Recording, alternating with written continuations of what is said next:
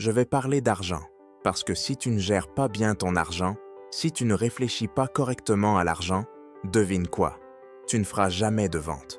Tu ne surmonteras jamais les objections, les barrières, les blocages et tout ce qui rend la vente difficile et frustrante.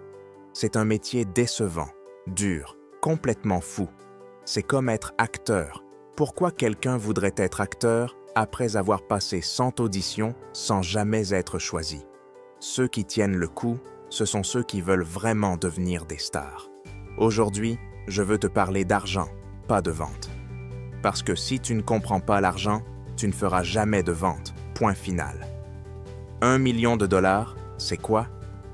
Peter Thiel, qui vaut 2,8 milliards, a dit qu'un millionnaire a un chiffre.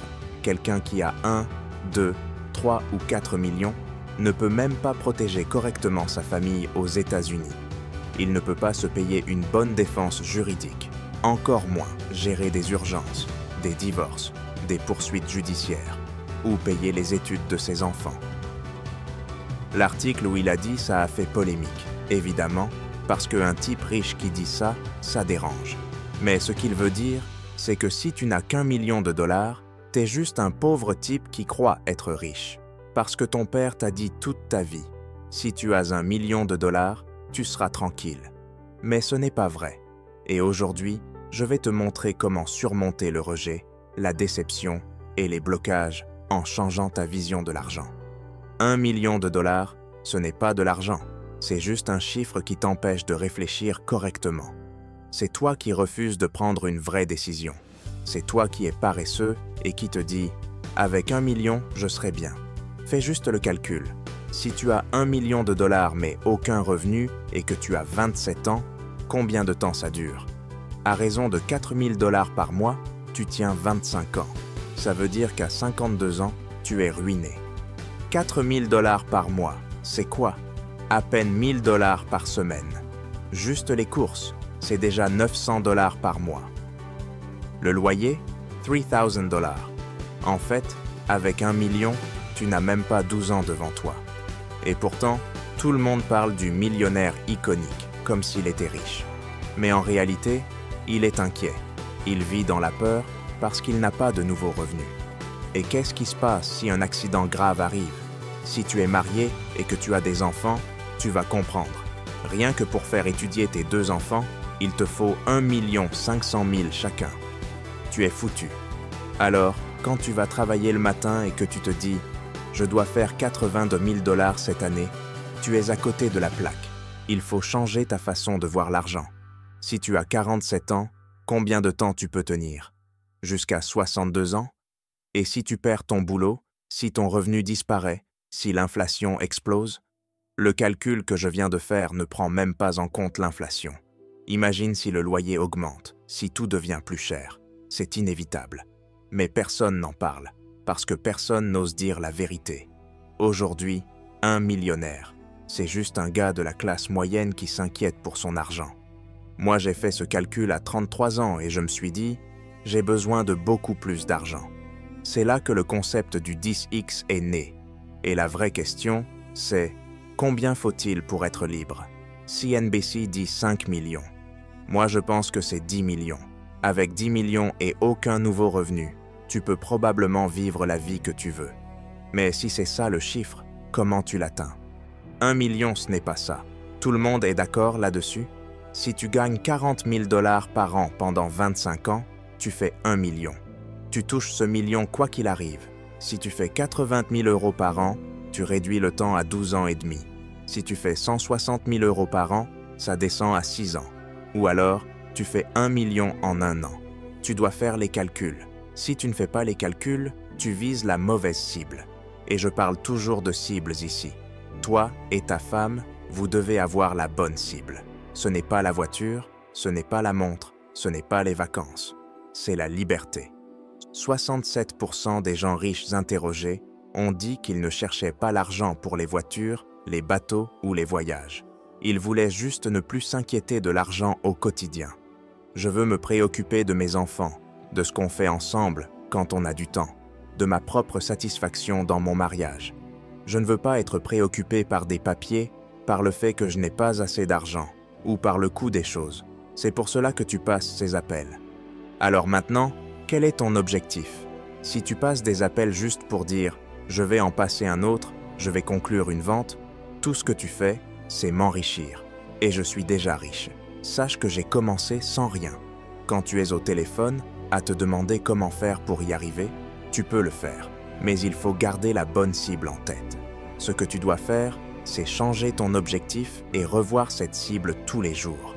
Si tu as du mal, c'est que tu t'es trompé de cible. Quand tu changes cette cible, tout change.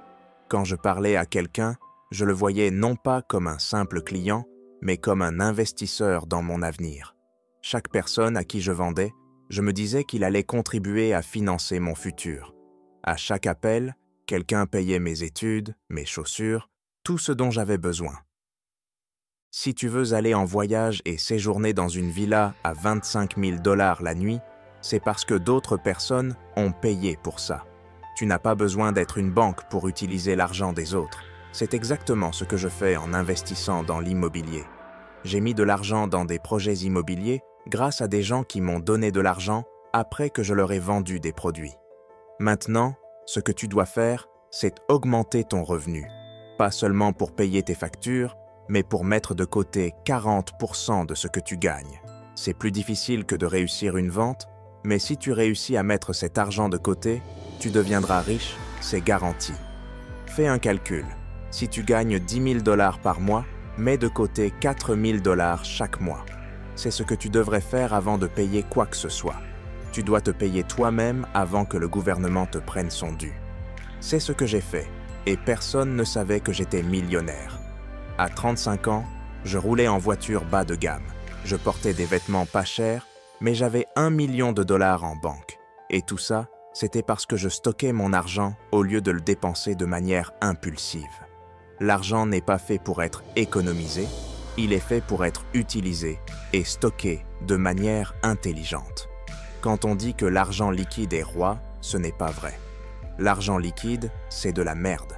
Si tu le laisses dormir, il perd sa valeur, comme toute autre ressource. Quand tu stockes de l'argent, tu dois aussi savoir qu'il ne doit pas rester là indéfiniment. Si tu laisses ton argent dans un compte sans y toucher, il finira par disparaître ou se dévaluer. Regarde l'histoire, tout l'argent qui reste trop longtemps en stock finit toujours par perdre de la valeur, comme c'était le cas pour des gens comme Pablo Escobar avec son argent caché. Si tu laisses trop longtemps, des parasites, des bugs, tout ça va détruire l'argent. Maintenant, réfléchis bien. Combien d'argent te faut-il vraiment? Fais le calcul. Si tu gagnes 20 000 $ par mois, tu mets de côté 8 000 $ et tu vis avec 12 000 $. Si tu gagnes 30 000 $ par mois, 12 000 $ vont dans ton épargne. 12 000 $ partent pour l'IRS et il te reste 6 000 $ pour vivre. Pour commencer à avoir une vraie liberté financière, tu dois viser au moins 300 000 $ à 360 000 $ par an. C'est là que commence à se dessiner la possibilité d'un futur solide. Mais n'oublie pas que l'argent que tu mets de côté, tu dois le stocker de manière intelligente. En économisant 12 000 $ par mois, tu économiseras 144 000 $ en un an, soit 1,4 million de $ en 10 ans. Voilà comment tu deviens millionnaire. Le but, c'est de jouer ce jeu de l'épargne, de continuer à jouer avec ces 40% d'épargne. Tu dois être très motivé par l'argent, non seulement pour survivre, mais pour construire un futur où tu n'auras plus à t'inquiéter de la prochaine facture ou de la prochaine situation imprévue. Ok, donc la troisième chose à faire, c'est de ne pas seulement stocker de l'argent, mais de l'investir. Le stockage, c'est bien, mais ça ne sert à rien si cet argent ne travaille pas pour toi. Tu dois faire en sorte que cet argent, ce qu'on appelle « loi aux œufs d'or », produise des œufs. Sinon, tu es juste en train de garder un poulet qui ne pond rien et au bout du compte, tu vas devoir le tuer. L'argent doit se multiplier. Ton objectif ici, c'est d'investir l'argent que tu stockes et de continuer à investir jusqu'à ce que ton revenu passif soit égal à ton revenu actif. Ça, c'est un vrai challenge, mais c'est faisable. Imaginons que tu gagnes 30 000 $ par mois.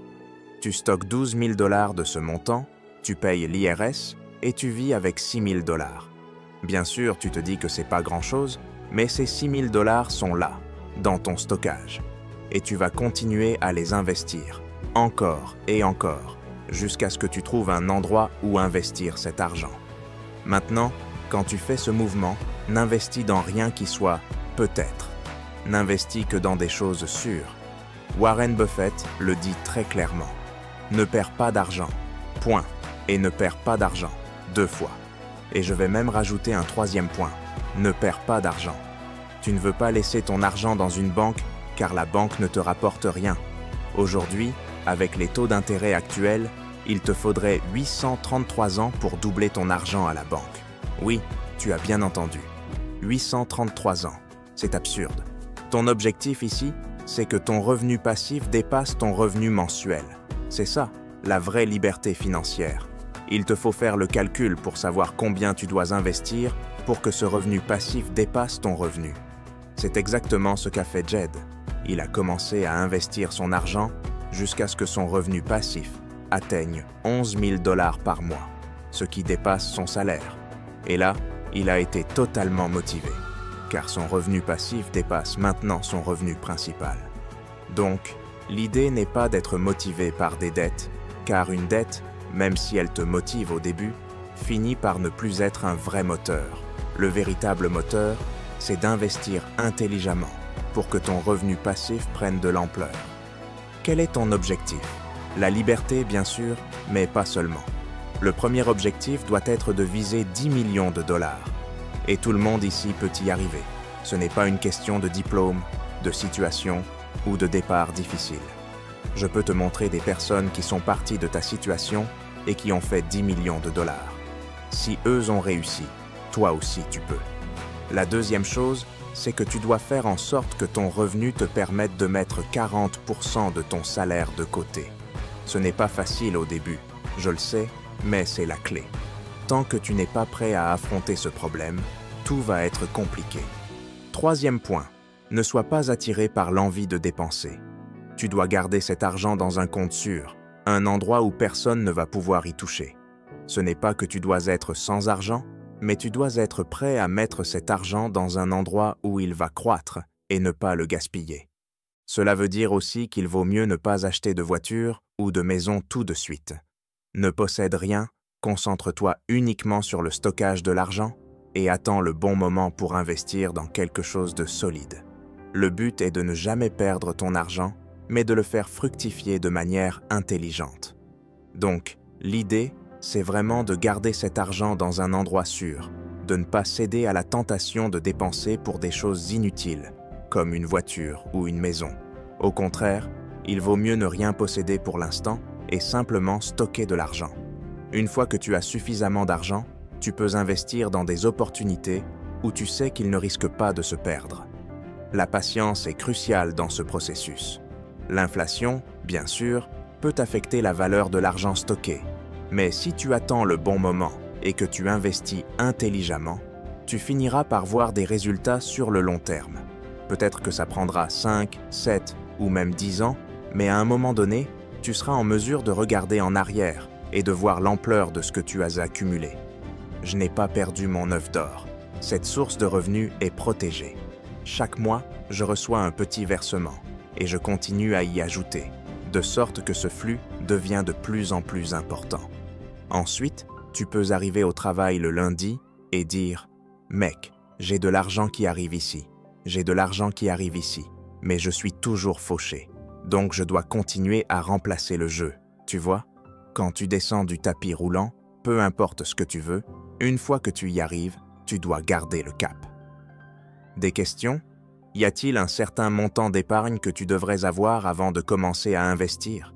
Quelqu'un pourrait te dire « Hé, viens, monte dans mon véhicule. » Moi, j'essayais d'économiser suffisamment pour, tu sais, si tu connais l'histoire de ma première transaction immobilière, c'était 78 000 $, parce que j'avais 5 000 $ à l'époque. Ma prochaine transaction a eu lieu 3 ans plus tard, et c'était un achat de 350 000 $. Donc, pendant tout ce temps, j'économisais jusqu'à ce que je trouve la bonne affaire. Entre-temps, je faisais juste du shopping. Si j'avais eu quelqu'un qui m'avait dit de participer à son affaire, j'aurais investi là-dedans tout ce temps. Je n'avais pas besoin de posséder toute la première affaire, j'avais juste besoin d'être dans le bon véhicule. Prends Hulk Hogan, par exemple. Tout l'argent qu'il a gagné, il l'a dépensé. Probablement en achetant des postiches. Il a tout dépensé. Il s'est retrouvé avec un peu d'argent. Il pensait qu'il était au top. Oh mec, j'ai un peu d'argent, jusqu'à ce qu'il ait ce putain de procès, et ensuite il ne peut même pas se défendre. Peter Thiel a financé ce procès pour lui. Moi j'ai eu un procès en 2009.